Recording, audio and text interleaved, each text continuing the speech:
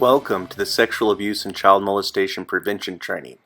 My name is Charles Cruz, and my wife Camille and I will be going through this program in various video clips.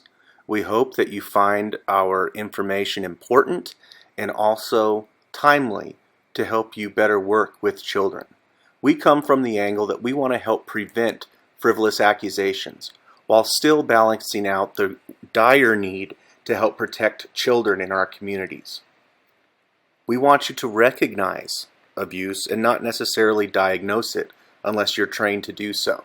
This hour program is in compliance with the state of Texas and the Texas Department of State Health Services for youth camps and for camps based on universities and also on campuses of institutions of higher education. Here are your two presenters, Charles Cruz and Camille Frost. We do this presentation all over the country. We enjoy what we do, and we also find that the tools that we share help people to work with children. Sit back and relax and enjoy. Here with some tools and some ideas about how to better interact with kids. So some of the rules and regulations, we're going to take a test as we go through this, and we'll talk about that this is intended to prevent frivolous accusations. So this is not group therapy. I once walked into this presentation and said, oh, you're a licensed professional counselor and a school counselor. We're doing therapy today, right? No, this is not therapy. All right, if you need therapy, I can find a therapist for you. But this is also not an end-all and be-all. You have to make good choices yourself. This is only giving you some suggestions. You have to follow through with those. You have to think, okay, this is a good thing, this is a bad thing, I'm not going to do the bad thing. Because you don't want to be the state of Texas versus your name in any of these cases. It's not simple, and we don't want to offend you. So the tools to protect, what does this acronym spell? Just say it out loud. Stupid. The first part of our acronym is sex. Why don't we have sex with kids? Yeah, exactly. That's the only reason. There's a lot of reasons why we don't have sex with kids. Now, come back to the group. Someone share their definition of sex. Come on now. Touching each other in intimate and special ways. Is that what you're saying? Okay, I really like that one. That's good. Anybody else want it? The act of human reproduction. The act of human reproduction. That's great. There we go. So it's the act of procreation, maybe.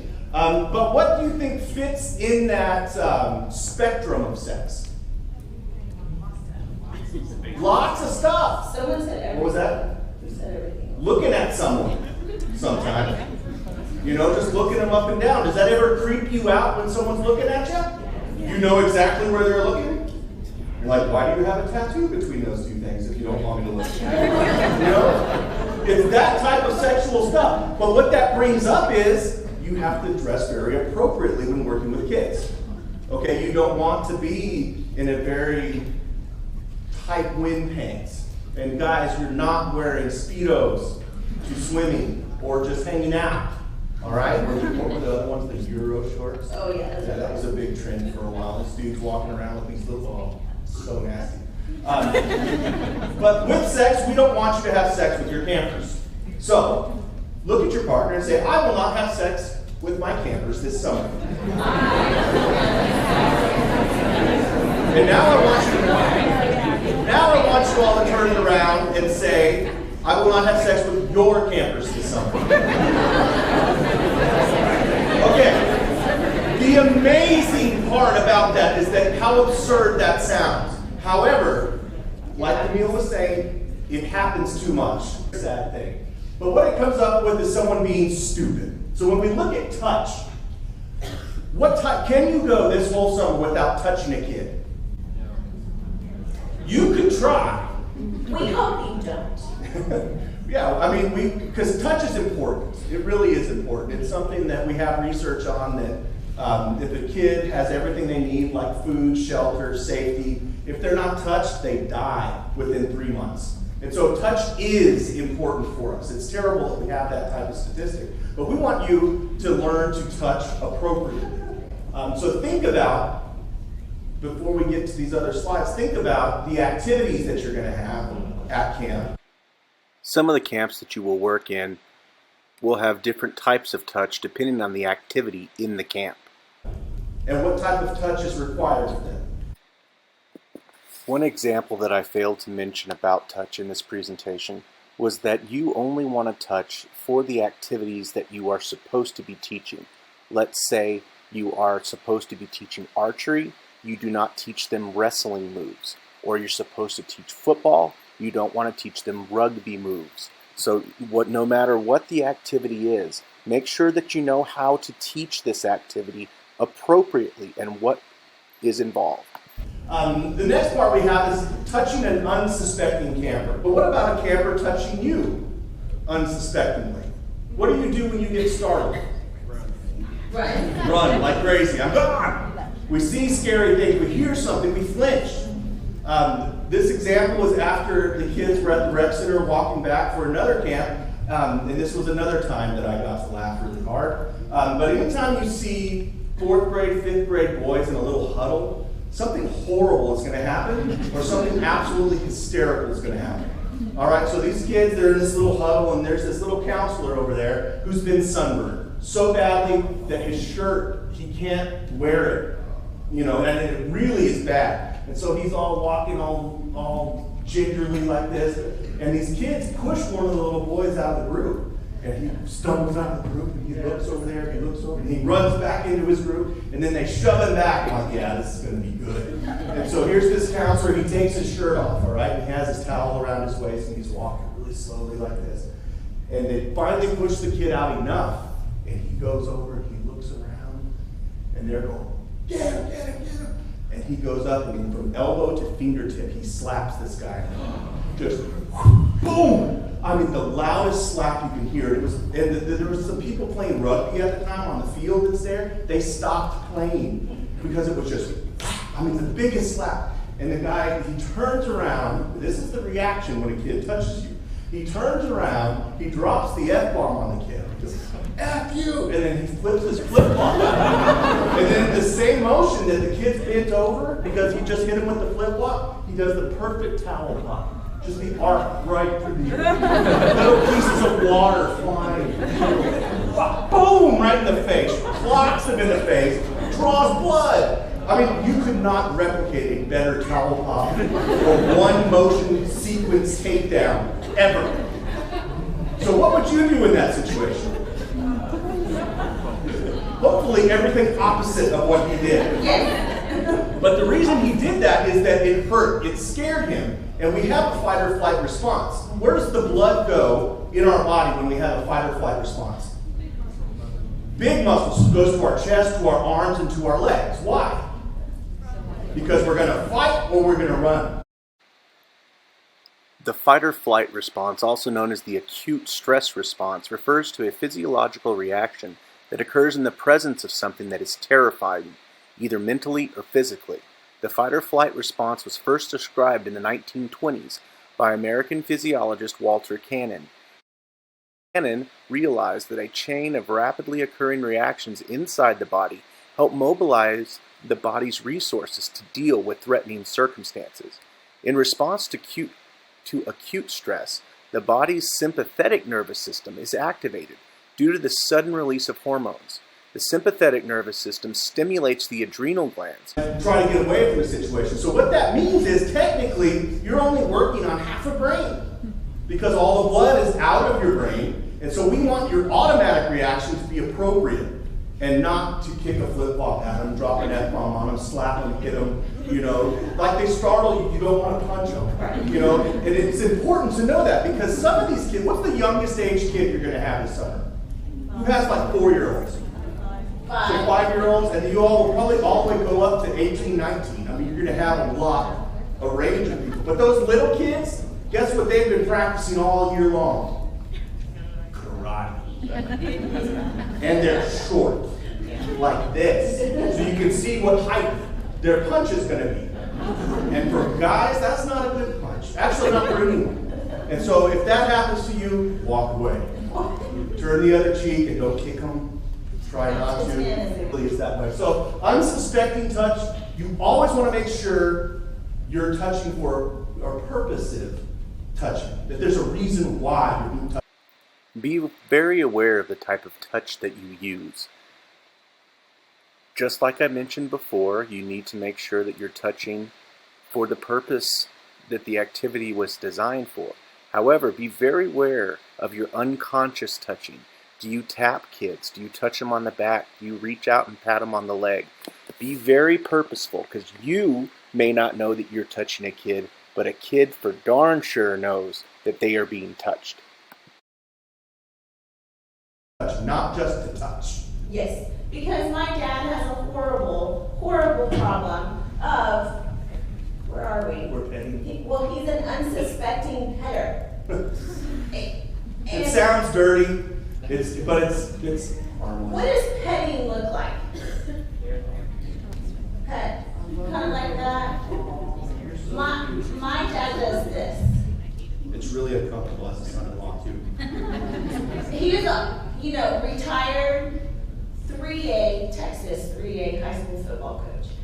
So he's big and he still wears those gray bike shorts. He hasn't that you upgraded put to these in. Under Armour yet. No. He's still got the tight ones. And he's retired. But somewhere, you would see him on the football field, right? The kid would come running off and you'd grab him by the shoulder pad and kind of yank him around and talk to him. He could be mad, he could be happy, you didn't know. They look the same. And then he'd be done with this one and grab this kid over and be on this kid. Holding him and yanking him around doing the same thing. But he hasn't let go of me But he yet. hasn't let go of this one. He still does that to this day. The UPS guy, the bagger at the grocery store, and you think I'm totally not even kidding.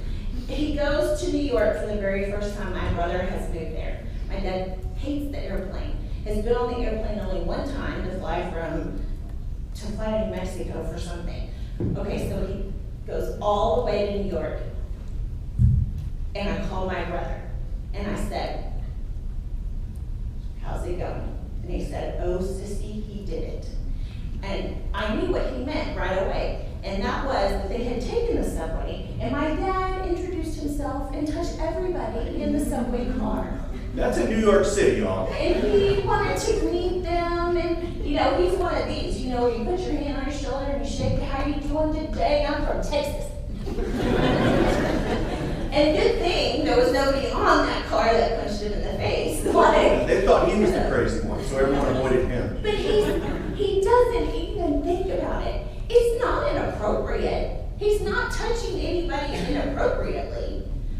But they're not suspecting it, and the person that's being touched is like, "What?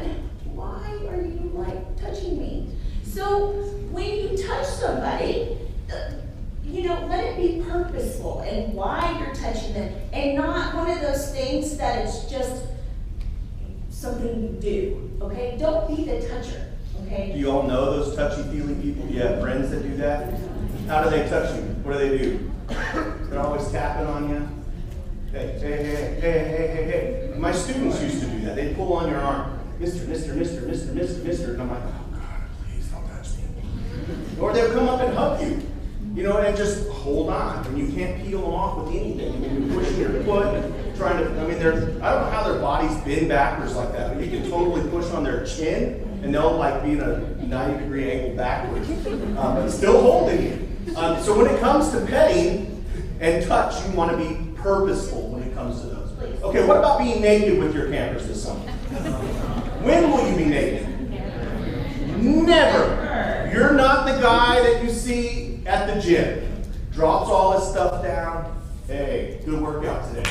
Oh, I dropped my towel. Oh, yeah. I think I pulled my hamstring. And you're sitting right in front of him. Not appropriate. You don't want to be the naked guy. We had one of the camps that we worked with, they had an international counselor from Australia that had grown up on the beach, and she was a surfing instructor. This was actually in Southern California. It was a really cool surf camp. It was surf camp and skate camp, kind of awesome. But they had come back from swimming, and they were going back to their little cabin, and it was time to clean up. So she just took her swimsuit off and hung it up on this little nail inside the cabin. She had 11-year-old girls with her. There was about a dozen of them.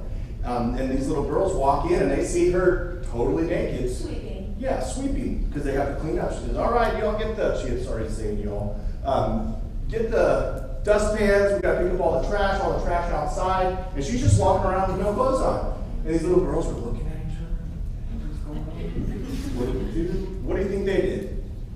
They got naked. They took off their swimsuit, and they put it up on the little thing, and they're cleaning. They're having fun. They're up in the rafters. They're going under the bunks. They're outside picking up trash. And so the camp director has to go check every single one of those cabins, right? And so he's walking around, and he was a gum chewer up until this point in his life. He walks in, hey, and he said he had a mini stroke, and a heart attack, and he needed the Heimlich maneuver because he inhaled his gum. He goes, he shoots down his throat. He's walking out, coughing, throwing up all this stuff, and he said he's turned around with his eyes closed and his hands over his eyes. What are you doing? And you hear, we're cleaning. No, why are you naked? And she yells and she turns around and she says, we are airing out. So don't air out at camp. Okay? Not an appropriate thing, because no matter what you do, kids are going to follow your lead. The language you use, the clothes you wear, the sayings you have, they're going to use that. Is there a difference between naked and naked? What is the difference? Naked is you have no clothes on. Naked is you have no clothes on and you're up to no good. Okay, so you don't want to be naked with someone. Or either of them. Finally, deviancy. We do not want, this is not the place to hook up with kids. Okay, remember our rule, don't have sex with your campers, right? We remember that one. Good. Because deviancy, there's no room for that at any summer camp, because I do not want more abused kids inside of my office. Granted, I get paid, but it's not a good kind of paid for that at all. It is terrible. So we have some umbrella terms. So when they tell you, you have to take, I'm going to get this right this time, sexual abuse and child molestation prevention training, you're like, oh my gosh, that's disgusting. I don't want to spend my Saturday doing this. But what is it? What is all of that? What are all those words? What do they all mean? Because they all kind of sound the same to me. An adult doing something inappropriate with a child. Well, we have our misconduct umbrella, okay, sexual misconduct. And what falls under sexual misconduct are the terms we hear in the media, okay? Abuse, molestation, pedophiles, sexual harassment, all those kind of trickle underneath that umbrella of misconduct. Our two biggest ones that we hear the most are abuse and molestation. There's a difference between the two. And I'm going to tell you that because it's on your test. Abuse is by someone who is familiar, okay? The child knows that person, okay? It doesn't have to be somebody they're related to. They just know them. They can identify them, whether they be a next door neighbor or bus driver or whatever, they know them. Molestation is by someone who is unfamiliar. They do not know that person. Stranger danger. He's taking my word. I know, I love saying stranger danger. Okay, Chester the molester, with the overcoat and socks, the creepy guy in the candy van. That's your molester. Someone that the kid does not know. Okay, but that's only about 10%. 90% are abusers. Okay, 90% the child knows. And what we see is that when they come to camp, they feel safe. And they feel safe with you. Who knows what the reason is and why? And if you are chosen, it's a burden to bear. But you can be there to help that child. And we're going to talk about what to do in those instances, but just remember, they're coming here to camp and they're safe. Sexual harassment. This is not the sexual harassment training, but it falls under our umbrella. Okay, so we're going to define it. And it's used in a power position for sexual faith. The information in this following section is taken from the Texas Family Code. If you look under Title 5, Subtitle E, Chapter 261, there is a discussion about the investigation of a report of child abuse or neglect. And it also outlines all of the general provisions. Under these provisions, you have definitions of abuse that we talked about. We also have definitions of neglect, which we also talked about, that neglectful supervision part. We want to remind you that leaving a child in a situation where they will be exposed to a substantial risk of physical or mental harm without arranging for the appropriate supervision or care of the child, that is neglect. If you fail to give a child their medications that they need during camp, also the failure to provide food, clothing, or shelter. One camp that we once worked with was sued because their camper got sunburned and the parents had to seek medical attention for that child. So be very open and honest and help the children all the way through. So what is child abuse? What pops into your head when you hear child abuse? What's that? Familiar person. Familiar person, there you go. 90% of the problem. Child abuse can happen in many, many forms. We're only going to focus on one type of child abuse because that's what usually someone that volunteers or works with children, they're usually charged with neglectful supervision. That means not necessarily not taking a kid out of a threatening situation or putting them in a dangerous situation. Really, parents are trusting you to take care of their child. So it's keeping them out of those harmful situations. It's when you're walking from building to building and you just let your kids go by themselves. So you always want to be mindful of your supervision over your kids at all times. If you're a camp director, make sure that the people below you know exactly who they're supposed to be with, and you don't just let their kids walk and be wild. But placing a kid in a bad situation or failing to remove them. This includes letting kids make out with each other. Not like if you have a night that's like a social event, you have to have booty patrol. Yes. And booty patrol is you don't just hang out with your partner and you're listening to the music, just hanging out. You're watching the kids. You're making sure they're not walking off anywhere else because this is not the location that parents send kids to find a significant other. Okay, there's other camps for that, and we don't train those camps because we're too scared of those camps. Indicators and behavioral signs of abuse. This is a lot of words. We're not going to read all of these. We know it's a big presentation protocol by having these, but we've highlighted the ones that are most important. Yes, and the first, where it says recognize, not diagnose. Okay, we are not giving you this list to diagnose abuse. Okay, this is just for you to recognize the signs. The more of us that know what the signs are, the better we can help children that come, in our circle. So, not diagnosing, okay, we leave that to the professionals, but we are recognizing. And so, low self-esteem, I'm going to focus. I'm going to do, the two green ones, low self-esteem and crying at night and nervousness. Now, what else could crying at night and nervousness be at camp? Homesickness, okay? So, if you have a kid crying, don't automatically, that was on the list, they're abused. And go tell your director. No, we want to look at all the signs. So we would include low self-esteem in that. We would include uncomfortable with physical contact, startled response, regression, aggression, obsession, all of those mixed up. You'll know. You'll have a kid you'll come across, and maybe you won't, but in your life, you'll think back to this moment. You'll be like, oh, that's what she was talking about. You'll see a kid who has all of that, and you're like, what is wrong with that kid? When I'm training counselors, I tell them, you're going to know. You're just going to know. You're going to have this innate ability just to know that something just isn't right, and then you want to take care of this child.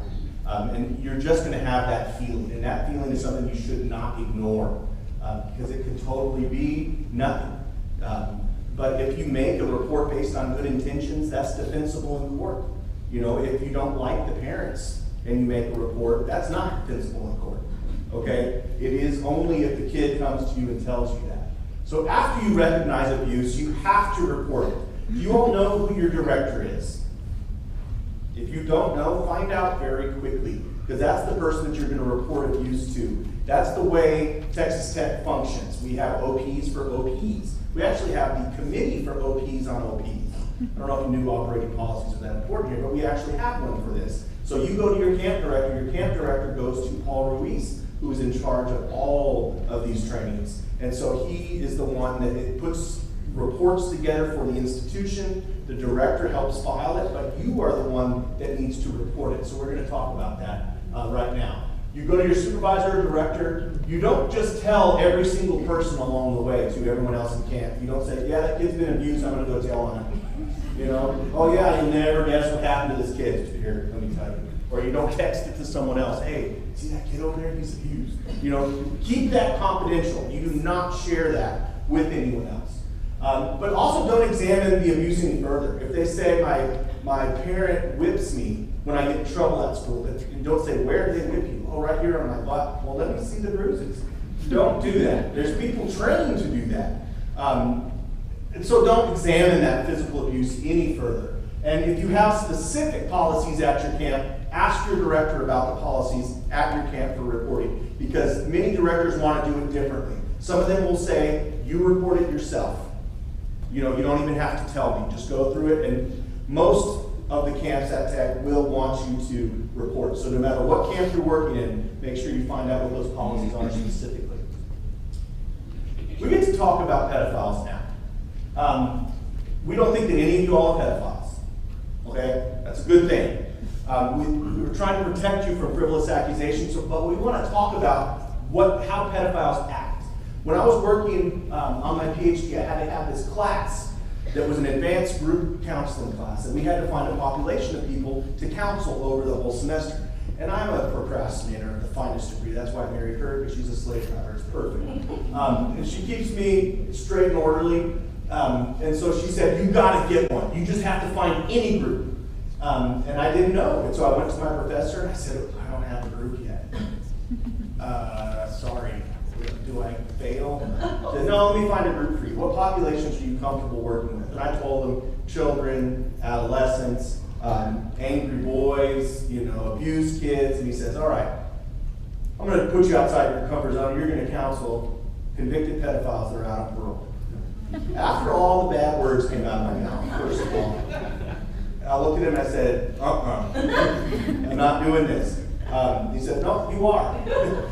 All right, here we go. So I was freaked out. So I started doing all this research, pulled all of these journal articles, looked at how do you treat pedophiles that you're trying to rehab them. It was a very scary pieces of literature to read, because there really is not one distinct thing that works. So I was freaked out, and I had this picture in my mind of what these pedophiles were going to look like. So I have a bag over there. I was dragging the bag. He had all decked out.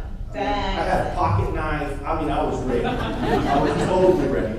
But I walked into this room, and I'm anticipating one naked light bulb hanging down. Like a bar, kind of smoke going across. That blanket of smoke. And then like the person she's talking about, dudes in trench coats, just sitting there, chain smoking in the corner. Just real jittery, creepy looking people, missing teeth and sores on them or something. But I walked in, and with my sexuality totally intact, they were good looking guys. They smelled good, they dressed well, they're extremely charismatic. They were normal. And that's the thing that scared me the most. Because they are the most normal people you'll ever meet, because that is their major goal in life, is to not get caught. So they're going to blend in. So you see some of the behaviors that they do. They groom kids over time. And they use social media a lot more now. But grooming is slowly desensitizing a kid to their inhibitions and actions and behaviors. And they also try to isolate kids. And I ask these guys, who do you target? How do you know which kid to go after? And this is the one that came out for most of them, which is target children without fathers, because those kids typically crave male attention. So they're providing that service for kids, and then they end up hurting. We train athletics usually on a smaller basis because of the Sandusky stuff that happened at Penn State. And so with that, this guy had millions of dollars that he put into this foundation to help the kids that he was attracted to. How creepy is that? I mean, people set up these situations just for them.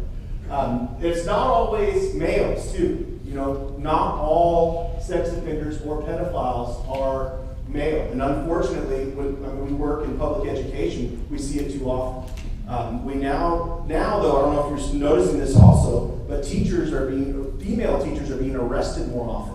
Why do you think that is? It's kind of an interesting reason. Anyone know why?